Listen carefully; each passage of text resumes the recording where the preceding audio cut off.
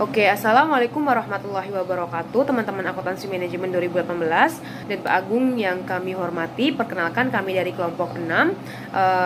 Di sini kami akan membawakan satu materi PSAK, yaitu PSAK 101 tentang penyajian laporan keuangan syariah.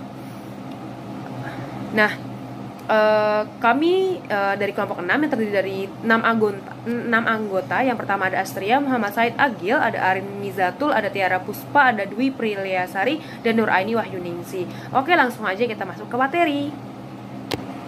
Nah, di sini ada tujuan dari standar akuntansi keuangan 101, yaitu menerapkan dasar penyajian laporan keuangan bertujuan umum untuk entitas syariah yang selanjutnya disebut laporan keuangan ya tentunya, supaya dapat dibandingkan nih dengan laporan keuangan periode sebelumnya maupun laporan keuangan entitas syariah.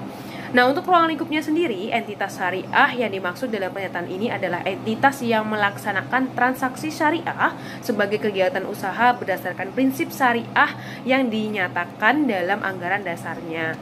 Nah, kemudian istilah yang sering digunakan gitu ya dalam PSAK 101 ini, yang pertama ada catatan atas laporan keuangan, yang kedua adalah laba rugi, yang ketiga ada laporan keuangan bertujuan umum, yang keempat ada material, yang kelima ada pemilik, yang keenam ada penghasilan komprehensif, yang ketujuh ada penyusunan reklasifikasi, yang ke-8 ada standar akuntansi keuangan SAK, yang ke-9 tidak praktis, dan yang ke-10 ada total penghasilan komprehensif.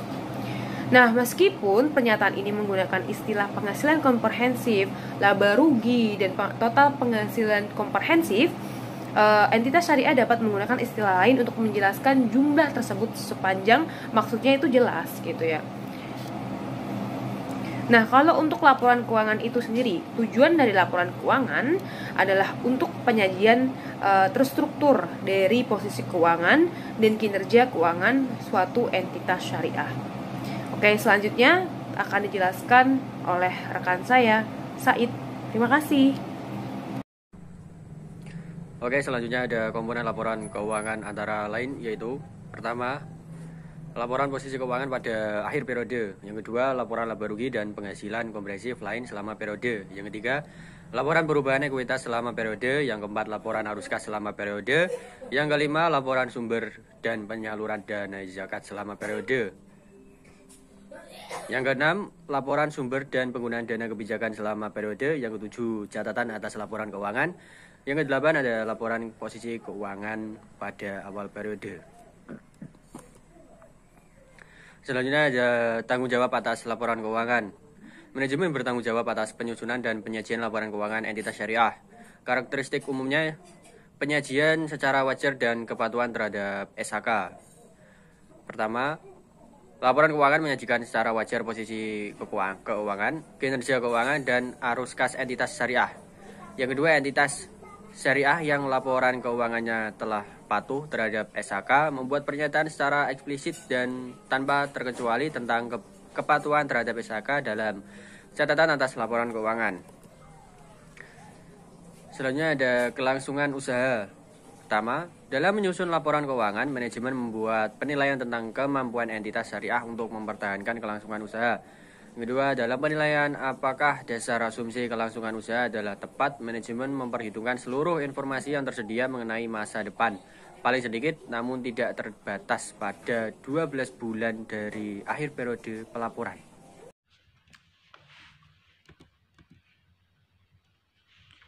Untuk yang selanjutnya yaitu ada dasar akrual. Yang pertama yaitu entitas syariah menyusun laporan keuangan atas dasar akrual, kecuali laporan arus kas dan perhitungan pendapatan untuk tujuan pembagian hasil usaha. Yang kedua, jika akuntansi berdasarkan akrual digunakan, entitas syariah mengenai pos sebagai aset, liabilitas, dan ketika pos tersebut memenuhi definisi serta kriteria pengakuan untuk unsur tersebut dalam kerangka dasar penyusunan dan penyajian laporan keuangan syariah. Lalu, materialitas dan penggabungan. Entitas syariah menyajikan secara terpisah setiap kelompok pos serupa yang material. laporan keuangan merupakan hasil dari pemrosesan sejumlah transaksi atau peristiwa lain yang digabungkan ke dalam kelas-kelas sesuai dengan sifat atau fungsinya. Entitas syariah tidak perlu menyediakan suatu pengungkapan yang spesifik yang diminta oleh suatu PSAK jika informasi tersebut tidak material. Kemudian yaitu ada saling hapus. Yang pertama, entitas syariah tidak melakukan saling hapus aset, liabilitas, dan dana syirkah, temporer, ekuitas, atau penghasilan dan beban, kecuali diisyaratkan atau diizinkan oleh suatu PSAK. Kemudian yang kedua yaitu ada entitas syariah melaporkan secara terpisah untuk aset, liabilitas, dana syirkah, temporer, ekuitas, serta penghasilan dan beban. Yang ketiga, PSAK 23 menyebutkan pendapatan, mendefinisikan pendapatan, dan mensyaratkan untuk mengukurnya berdasarkan nilai wajar dari jumlah uang yang diterima atau jumlah uang yang diterima atau jumlah uang yang akan diterima dengan memperhitungkan jumlah potongan dagang dan rabat volume yang diperolehnya. Selain beberapa hal tersebut, entitas syariah juga menyajikan keuntungan dan kerugian yang timbul dari suatu kelompok transaksi yang sejenis secara neto.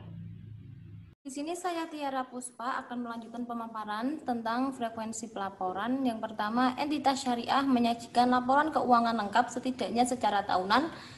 Yang kedua, umumnya entitas syariah secara konsisten menyimpan laporan keuangan untuk periode 1 tahun.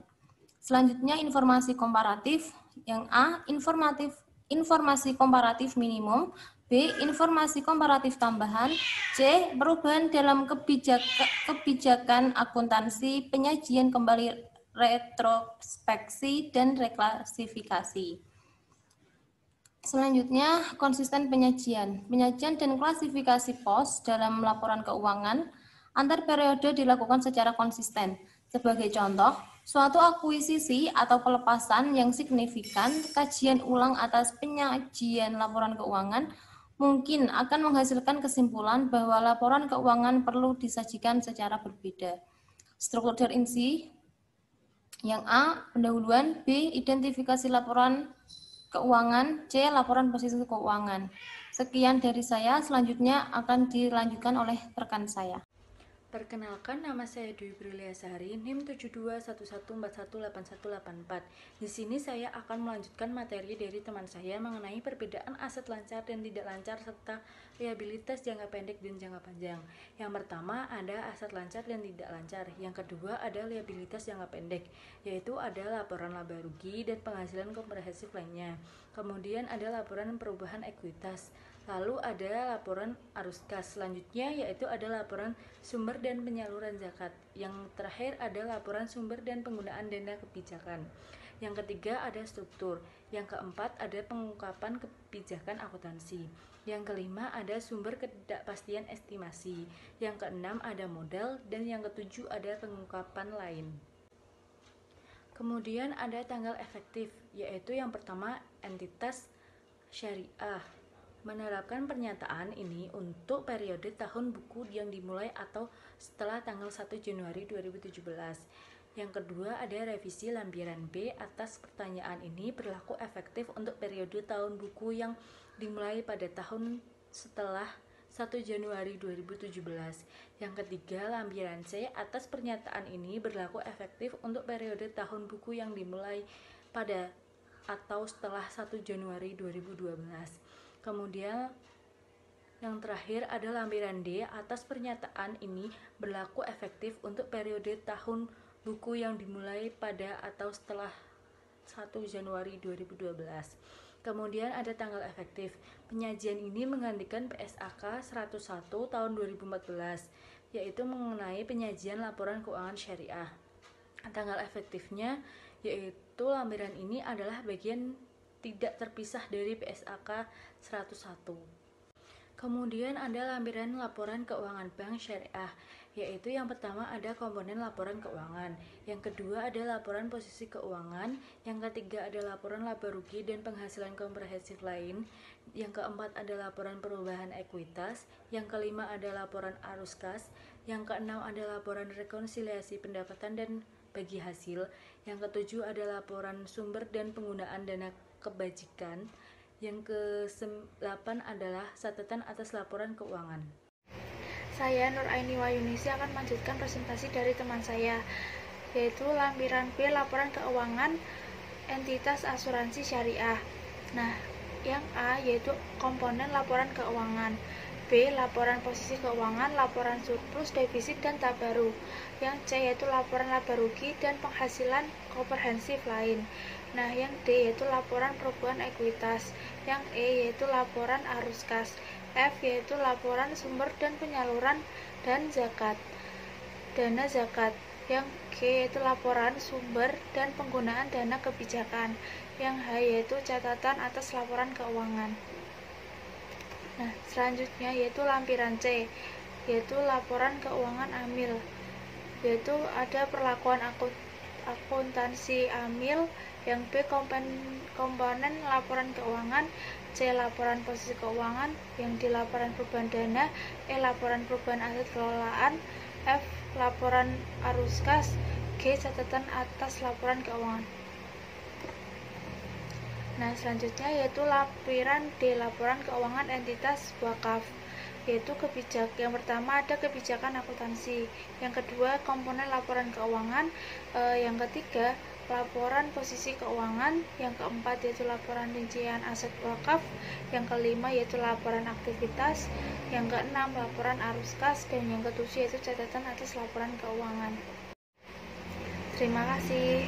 Cukup sekian. Wassalamualaikum warahmatullahi wabarakatuh.